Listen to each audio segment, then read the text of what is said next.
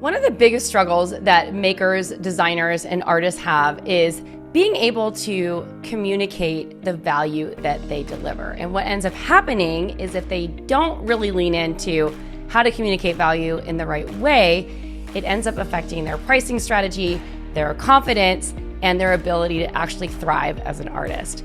Today, I have a very special interview. Actually, it's an Ask Me Anything Q&A with a designer named Manda Wylde.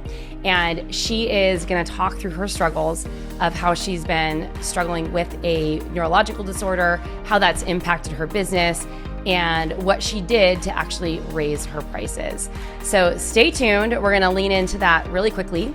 I'm Tracy Matthews. I'm the Chief Visionary Officer of Flourish and Thrive Academy and the author of The Desire Brand Effect. I'm also the host of this podcast, Thrive by Design, and I help jewelry makers, designers, and other types of artists launch, grow, and scale successful businesses using my methodology called The Desire Brand Effect. So I'm here today to talk about pricing strategy. So before we dive in, I just want to mention, if you want more jewelry business tips, make sure that you subscribe to our channel, click that little notification bell so that you get notified when we release new videos, and make sure that you share in the comments what you've enjoyed about this episode at the end. So let's dive in to Manda's story right here.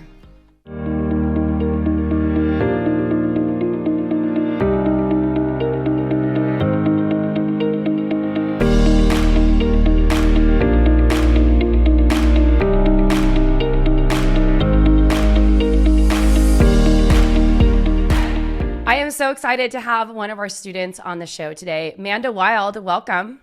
Thank you. Happy to be here. Yeah, it's so fun. We're doing our first episode in a long time of an Ask Me Anything. So I'm bringing on students of ours and members of our community to come ask me a question and get coached by me. So if this is something that you're interested in, shoot us a message and we can chat about getting coached. So Manda, you are one of the first people, and you were tagged in our Diamond Insiders community because you've been working with one of our DI Plus coaches around pricing strategy. So before we dive into some of the coaching, why don't you tell the listeners a little bit about you and your business? Sure. Thank you. So my name is Manda Wylde, and I have Manda Wylde Designs. I am based in Kansas City, and I work in porcelain. So I create artwork that is wearable out of porcelain. And I really aim for things that make a statement, but at the same time have versatility. So you can put on a piece of jewelry and feel confident that it's going to carry you through the entire day and you're going to feel and look fabulous.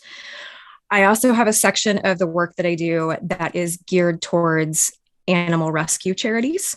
So I have a whole line that I call Wild Cats and Kittens because my last name is Wylde and I love wordplay. So what I do with those is a portion of the sales actually go to support local area shelters and fosters so that cats and other animals are able to adopt humans to love and guide. Okay, I totally feel you there because we just got a dog and I don't even know what my life was like before Roxy. She's like the best thing ever. And I was never a dog or a cat person. I was not really an animal person. I'm like, I'm too busy. I can't deal with this. And Jason's daughters have been begging us, or begging Jason for a very long time. And that since I came into the picture, begging us for the last 2.5 years. And we finally decided, because one of his daughters was going through some emotional stuff as a teenager, that we wanted to get a dog because dogs are kind of like emotional support animals. And I'm like, why didn't we have a dog sooner? This is like the best dog ever. She's the best. So I totally get it. Well, and they have this ability to help you remember that as a person, you're lovable. Yep. But also that you're capable of sharing that love. So it opens up this channel for you as a human. And I feel like that's really important. And it's something that sometimes gets overlooked. So I love her so much. I just want to like squeeze her all the time. I wish she was here with me right now, but she's not. Anyway, okay, now enough about dogs and animals. But I really like how, number one, how you positioned your brand. That's awesome. And I like that you feel very comfortable speaking about like who you are and who you serve, which is great. So great work, like implementing your laying the foundation exercises and doing your brand positioning. So I know you had a question about pricing and you're struggling with that. So why don't we dive into that? Absolutely. So I found out that my pricing was actually below wholesale. I did not Oh, wow. understand. Yeah. So which was really an eye opener. I had spoken with Dawn and I had spoken with Robin, and both of them were like, we need to talk. Mm-hmm. So, so I went through and used the metric that Flourish and Thrive has and felt sick because I'm looking at the pricing going, ah, Yeah. but apparently, like, I had to step away from it from the fear perspective and just go, no, this is where the price has to be. But there's still that little piece inside of me that's niggling at me and saying, who are you to charge this much? Like, why do you think, what worth or what value do you have? Like, and then there's the really mean little part of me. I have a mean girl that sits on my shoulder some days. And she says, it's just porcelain. Okay. Why would you charge that? So I have a question. I've been on your website, mandawylde.com. Have you raised your prices yet on the website? I have. Okay. Because I'm looking at it and that seems like what the market rate should be. I would say if you're going to double that, it might be a little bit high because it is porcelain, but that's not to say that porcelain isn't worth something. And what I have to tell you is that you've done a really good job communicating your value. So what I want to ask, or communicating who you serve and the brand positioning and everything. I did in the pre-show say that we probably want to get you on a Shopify site and a little bit better website design because I think that will help your sales and conversions. And I know you're on a Wix site right now. And all these things that we're going to talk about today are part of a bigger brand positioning strategy because, the look and the feel and the communication of what you do is a big part in what you can command. So I want to ask you a question. The first question I ask, like, since you've raised your prices, how long has it been? I've got everything finalized yesterday. Okay. So right before this episode is being aired. So you haven't really put it on the market yet. I did. Part of it was on the market this past weekend at a Fashion Week event here in Kansas City. Mm-hmm. And it got mixed reviews. Okay. And what were the mixed reviews? It was for the people who are in line with what I do and who I serve. It was great. Mm-hmm. They saw the value. They were ecstatic. It was attainable. It ticked all the boxes and they were thrilled. Mm-hmm. I had one gentleman who looked at the pricing and he says, wow, that's really affordable. Like I was expecting the pricing to be much higher. Okay. May I have your card for my daughter? And I was like, sure. I had another handful of people who looked at the work and said, I would never pay $270 for that. And walked off. Okay. They're obviously not my person. Okay. And so what was going on with you when you got the feedback about saying I would never pay that much for this? What was going on with me? Like, how did I react internally or externally? Because they were very different. So internally, I felt like somebody kicked a puppy. And I was the puppy. Yeah. And externally, I was just like, hey, it's not for everyone. I appreciate your feedback. Yeah. So I think here, like one of the things that could be going on. So there's a couple things that I always tell people to think about. If you're continually getting feedback like that, it's not that you necessarily want to like adjust your prices out of fear or whatever, but there is a thing that, we teach in laying the foundation and stuff. And Robin and I have talked about this since we started Flourish and Thrive Academy way back in the day. And that is, there are certain things that can get priced out of the market based on what they are. Maybe they're really labor intensive. Maybe the material costs are high. Maybe there's a lot of reasons, right? Why when you use a pricing formula or whatever, and you're following the plan, that it might get priced out of the market. So there is always that thing to consider. I'm not saying that that's always the thing. And I'll give you an example from my own career. When I was wholesaling, I had these really amazing necklaces. So towards the end of, let's see, like 2007, 2008, like there was a shift in the market towards fast fashion. So there was a lot of these really big, chunky things coming in on the market. Always have designed kind of more dainty jewelry. And so because I was concerned about being on trend, I worked in the fashion world, my jewelry was sold in contemporary stores. I tried to adopt this look.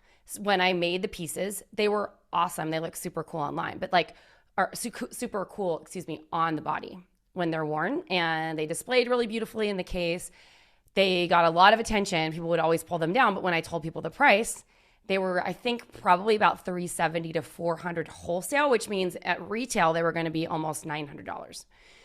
There was a lot of price resistance. Like, I didn't sell very many of them.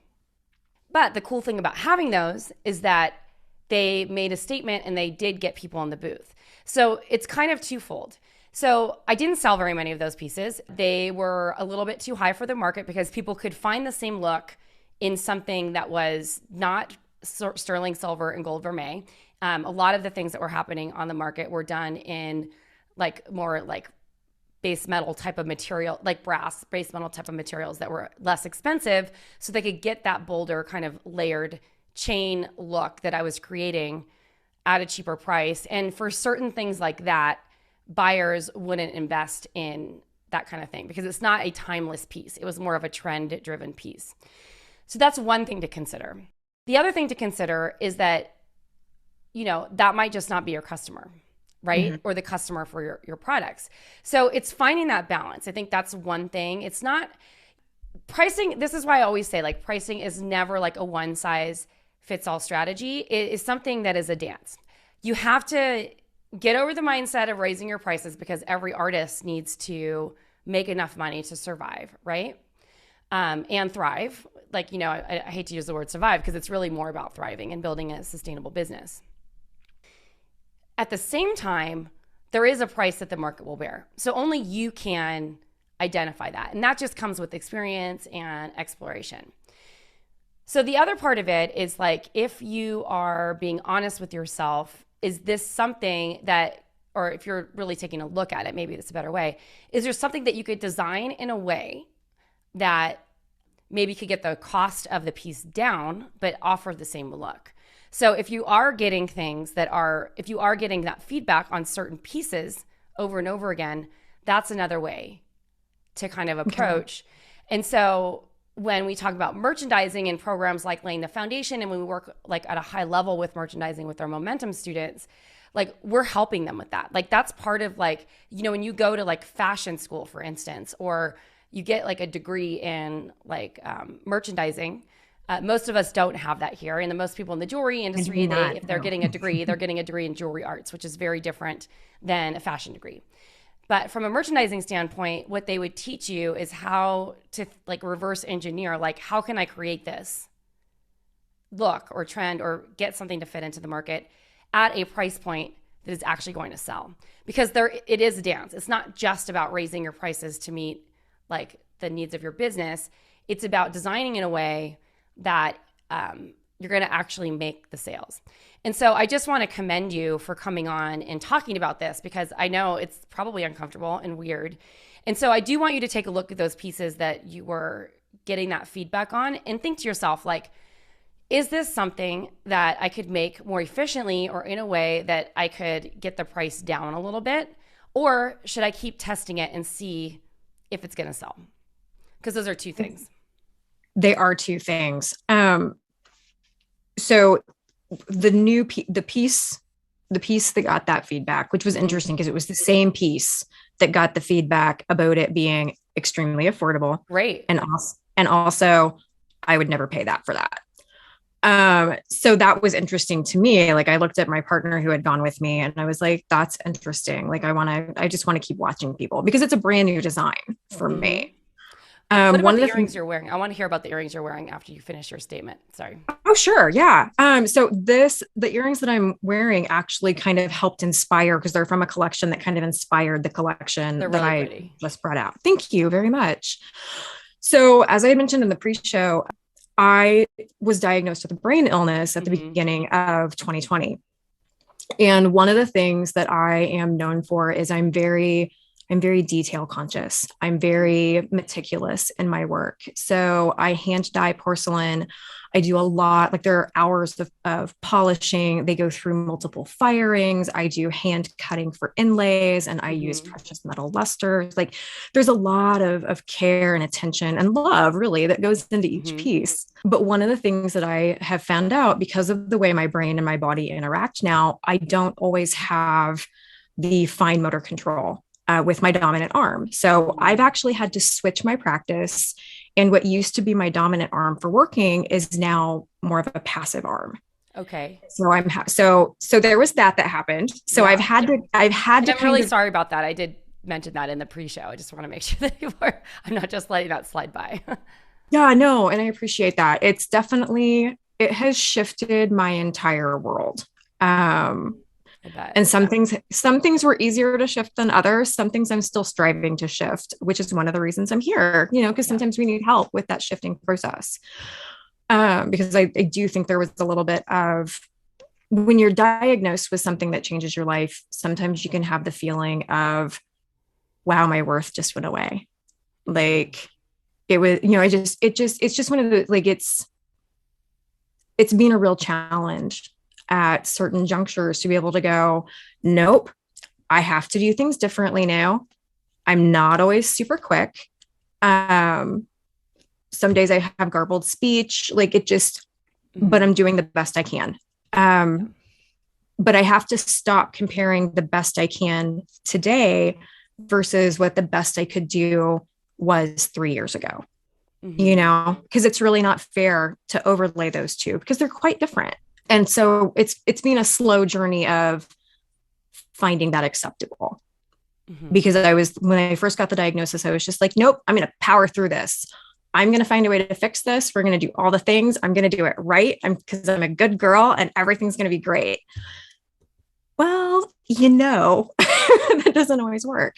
Yeah. But so coming back to the hand polishing, I found that it's something that I'm not able to do as much of. So I can have sections that are polished. And so immediately I started looking for what are ways that I can achieve a similar look that are going to be less impactful on my person.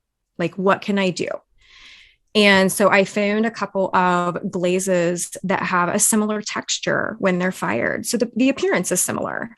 So that has cut out some steps, it's cut out some time, and it's cut out some wear for me personally. So that has helped. And this new collection has that different surface finishing on it. So that was something fun to explore. And again, I think it was just the fact this was the first time those pieces had been on the market. It was the very first time they'd been in front of people. It was a vast array of different, I had never participated in Fashion Week before. And it was a vast array of people who had come through both for the public open portion and also for the closed private events. And so you can have an idea of who you're going to encounter and who you're going to be in front of, but you never have 100% unless you have scheduled all the people. You never have 100% of, I know who's going to be there. So for me, it was like, okay, I'm meeting new people and I'm seeing some people prefer XYZ. And it's like, some people prefer banana splits and some people really prefer brownies. Like they're not going to swap.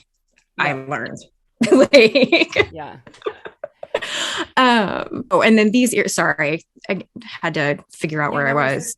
As far as these earrings go, they are hand polished. They have cut in inlays. So I cut a specific area.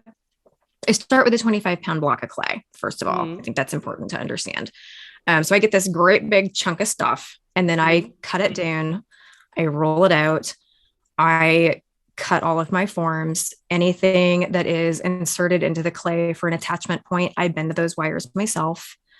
I use sharp tools to do all of the cut work. So any place where I've got glaze or luster, I like a really clean line. So I make sure I designate specifically, you're going to live here.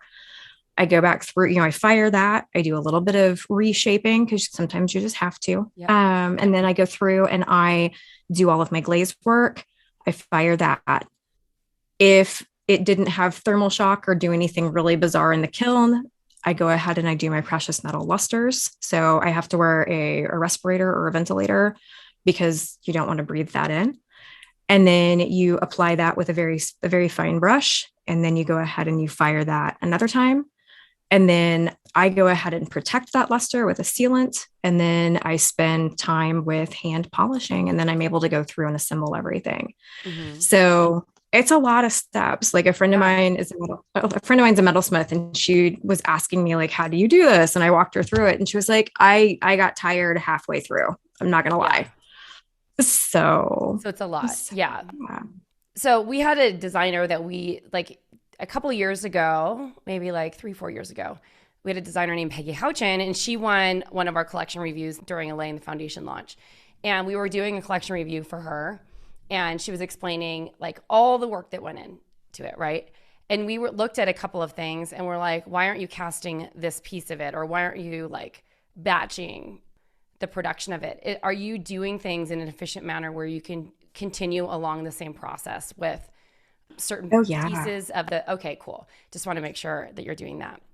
So, I mean, it seems like you have a really good handle on it. I think originally when you asked this question, you were in the process of raising your prices, and that was really fearful for you. So I want to commend you on that. I think one thing that might be really powerful for you is if you get to a place when someone's saying, I would never pay that for this. And you kind of did this is to be like, well, that's fine. It's not for everyone, but also make sure that when people are coming into your booth, I think that or when you're selling online and stuff like that, and when you're talking about your work, I think what could be really powerful is like just talking about how many steps actually go in to each piece of the work. And you can say like, look, I'm an artist. People spend $10,000, $20,000 for a large format painting. This is like similar to that. It's just a different medium. And so it's not for everyone, but I design for collectors. And I would also talk more about like, and even have a video if you're doing things in person and on your website about the steps of how long it takes to actually make a piece of jewelry. Because it's not all active time, right? Firing in a kiln, that's like, I don't know how long you have to fire porcelain, but if it's an hour or a day or it's a day. Okay, yeah. It's a day. It's like the way my kiln will do it, it ends up being about 18 to 19 hours. And then depending on humidity, relative temperature, it can take half that long at least to cool back down. Yeah. So you can talk about that. I think this is really powerful part of the marketing for people to understand, like, you're an artisan. It's not just about like what the earrings are. And if that's what someone wants, then maybe this is like not the stuff for them. It's the difference between, someone buying like a designer brand. Let me see, like, I think Jason Wu one year did a release at Target, right? For $79. I'm not a Jason Wu fan, but like his couture gowns, are thousands of dollars, right? And then he's doing a collection for Target where you can buy something for $50. It's a totally different, like there's always going to be something for everyone. But if someone wants artist pieces, then they're going to buy from an artist. But that artist isn't going to be for everyone. It's sort of like, so I really admire, and I know her personally, Ashley Longshore. She's an amazing pop artist. Not all of her art's for me, but she was one of the first people painting gemstones, and she did it in a really cool way. And in like her pop artist, like heavy enameled way. She has these beautiful paintings of Audrey Hepburn that she does. It's like part of her signature style. And she's been knocked off a lot. She's done a ton of collaborations, and she's done things in a reproducible way that people can get things for a less expensive price point. But what's the difference between someone buying like an original Ashley Longshore piece to another gemstone painter who's selling a print, right? It's like meeting people in the price point. And then also, when we just had this pricing and positioning class, we're recording this, but I had the class a couple of days ago. And I shared an example of, when maybe like 10 years ago, 8 to 10 years ago, I had some friends of mine who are yoga teachers. They didn't make a lot of money, or acquaintances, I should say, knew them from San Francisco. They reached out to me about designing their wedding bands. And I asked them for some inspiration images, either from my website or from other things that they'd found around the internet. And they sent me a bunch of inspiration pieces from Etsy. And all the pieces were like between $300 and $600 for these simple wedding bands. And I knew that the design I was going to create was going to be slightly elevated and a little bit more, but it was also going to be more than double because the people on Etsy were not pricing right. Yeah. And so I had to communicate to them like, hey, here is the reason why it's this. And I understand if you're looking for something for this price point, but it can't be custom then. So you just buy that. And they were like, oh no, we want something from you. They were happy to spend. I think his ring was $1,400 and hers was about $2,000 because they were just bands, but one had diamonds and stuff like that. And they were happy to pay it because of the ability to communicate value. And so I think the more clear that you can get on that and overcome the internal hurdles that you might experience about expressing your value, I think that's important. And I also want to talk about this, which is a very sensitive topic. You have this brain condition, right? Your motor functions aren't what they used to be. And I'm really sorry about that. It must be terrible. And I'm sure you're doing everything to try and do what you can to heal it. That's a conversation for another day. But also, it's like, that is a really cool story that I hate to like use your hardship, but like if you ever feel comfortable in telling people, you know, like in like a brand story, like, you know, whenever it was 2020, I was diagnosed with this brain condition that significantly reduced my motor skills, and I'm still an artist. And here's why. These are the things. People love hearing stuff like that, and they love supporting. And I hate to use this term, but supporting the underdog, because in a way, like, they want to support you. They want to help you. They want to, you know, be supporting an artist who, you know, has been doing this for a while and is now like continuing to do it even in the face of adversity. And so I think that there's, oh, go ahead. No, I just say, and that doesn't come across as, I'm trying to think, I'm looking for the word, and it's not floating up to the surface, but it doesn't come across as like needy or like, please buy from me because I have a problem or any, I don't think so if you position it in the right way. I've talked about it a few times. I'm always very conscious, sometimes self-conscious about how I talk about it, because I don't want it to come across as, please help me. Or as like, I never want it to be an excuse or like the reason people are buying. I want people to buy because they love the work. This is a great opportunity for you to get publicity about it too. And just saying, and you can even say that, like, I wanted to, even in the face of this human condition that I have, or this physical condition that I have, I'm continuing to choose my passion as my path for my career. This is stuff that you could pitch to a local TV station. And, you know, this is not selling out. This is not like feel sorry for me. It's a feel good story of someone who's overcoming adversity. People have adversity in their lives. Like it comes up every day in different forms. Some people are abused when they're children, you know, and they've overcome like trauma that they've used as fuel to move forward in their lives as adults. Some people lose their parents very young, like I did. Some people, you know, have another story of like losing a partner or a spouse. You know, one of the examples I used on the masterclass yesterday was a story of Wendy Hively of Charlie Madison Originals, who, when she first came to us years ago, was just selling mala bracelets. And it wasn't until she got really clear on who she served, the mission for her brand, her pricing strategy and structure, that her business as a side part-time business really took off.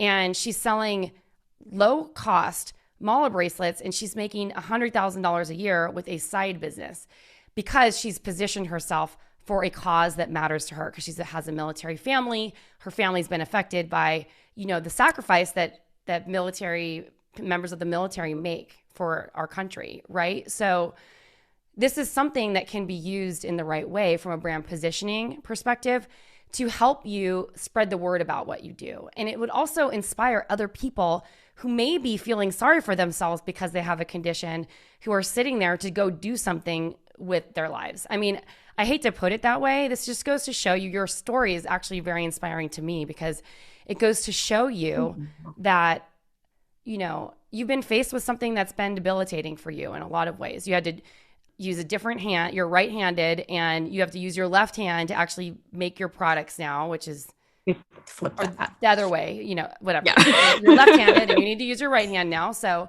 whatever. And I can't use my left hand to write or do anything. That's hard. You know what I'm saying? So, and vice versa, it's probably was hard for you to learn it, but it's something that you're overcoming and using that to continue on. So I think that this is really powerful. And I honestly think that if you created some short videos that were edited the right way and were able to talk about the story in a good way, this could be great marketing material on your website, to be playing at a show, to be featuring as promotional materials or on social media or in other places where people are following you. And I say that because like years and years ago, I went to this art opening, and it's from this guy, Jamali. And I'm not sure if he didn't have arms or if he just chose to paint with his feet, but he had this really cool process where he painted these masterpieces with his feet for whatever reason. I can't remember. I feel like there was something, maybe he didn't have the use of his arms, but I might be wrong there. But it just goes to show me that there are people, have you ever seen like a double arm amputee who's like doing everything with their feet, or someone who has no arms and legs who is like writing a novel with their mouth using like something that they punch on the computer? You know what I mean? It's like, this is a beautiful story that can be shared. And if and when you feel comfortable sharing it. Okay. And I also think it is a way to command more for what you do. Okay. Not necessarily raising your prices more than you have now, but I'm just saying like communicating why things are as expensive as they are, or the price that they are. They're not expensive. I'm not saying that, but just that you are charging what you're charging. Yeah. Well, yeah. And I'm finally at a point where I'm charging. I had to take the emotional, because I got real emotional about it. Like there was a whole bunch of fear when I was looking at everything, and I was like, and I finally just kind of had to do that thing where you just step back and you just have to look only at the data. And so I was looking just at the numbers, and I'm like, this is literally what the numbers show. Like this is what it has to be. And I just had to go, okay, so if that's what the numbers say it has to be, and that's what I would do. If somebody had hired me to do pricing for them, and that was what the numbers showed, and it was realistic, then that's what I would give them as a price guide. So if somebody else has that value, it kind of started to click of, oh yeah, well, maybe I should do that for myself too. Yeah. I'm looking at your prices on your website. I don't see anything that was $275, but like, if these are that one hasn't been added yet. Yeah. If these are the raised prices, I think your products are 60 to the ones that are featured here to $136 online. Like it's not overly priced at all. There are some that are 208. I think it's just the collection I'm looking at, maybe. Okay. Yeah. Because there are some that are on there for 288, but they have the Luster collection. In the Luster collection, there's a 3-piece necklaces. Yeah, I don't think that this is like overpriced at all. Okay. At all. Well, thank you. And the modern earrings are super cool. Like, you have a great product. I don't think that there's any reason that, okay, your price is good. And so I just want you to get the confidence in that and being able to communicate like why. So the more that you can say it, and I would not tell people that you've changed your process to like reduce the amount of time for the polishing. What I would say is that, you've had to adapt how you're making the jewelry to fit, get the new normal aesthetic for you or whatever it is. Yeah. You know what I'm saying? So, and then I just think like, as you continue to produce, is like, where can you get more efficient to, even if you don't lower the prices or anything like that, just to get more efficient to increase your profit margins over time? Because when this starts to work, I mean, if you look at other ceramicists, there's tons of ceramics on the market, like a ceramic bowl or something like that is like $300-$400, just ceramics. There's no like silver or metals in it, because they're artisan pieces. And so I feel like this is where you can really lean into the benefits of what it is that you do. I'm assuming that porcelain can be lighter on the ears. Am I right? Yes. With that? Yes. So you can talk about like, for people who don't dislike heavy earrings, they're really lightweight, especially in one of the benefits is like, especially people with like stretched holes and stuff like that, or like you can talk about why wearing jewelry like this is better for you and stuff like that. My mom actually is one of the people, she was one of the first people to go, oh my gosh, they're so light. So she had been one of the people who used to wear the large, like wooden or metal Yeah. or just the really large. Heavy I mean, earrings. Yeah. it was the 80s. Yep. So she had a lot of those.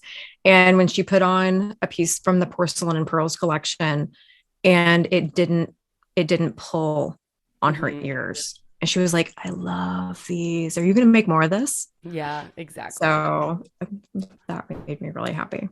Well, Manda, thank you so much for being on today. What was the most helpful thing that you got out of this? Being willing to share my story and working on building the confidence of going ahead and saying, yeah, this is what I do and this is what it entails. And I actually wrote down at one point where you're like, I design for collectors, which I do. So you do. I mean, this is art. It's different than just like fast fashion. So, and it is definitely not fast. Yeah. Maybe that could be a cool thing for social media. This is definitely not fast fashion, but it is fashionable or something like that. I will play with that. Yeah. That's awesome. Manda, thank you so much for being on the show today. Where can everyone find you? Thank you for having me. And you can find me on Instagram. It is at Manda Wylde Designs, all one word. And then if they are looking for my website, it is mandawylde.com. Awesome. Thank you so much. Thank you. Thank you so much for listening to this episode with Manda. I hope that you got amazing value out of it. And I would love to know from you, what are you struggling with when it comes to pricing and communicating value for your jewelry? Make sure that you share in the comments below. We'd love to hear. And if you'd like some support growing your jewelry business, make sure that you pick up my book, The Desire Brand Effect, Stand Out in a Saturated Market with a Timeless Jewelry Brand. You can head on over to desirebrandeffect.com and pick up your copy today.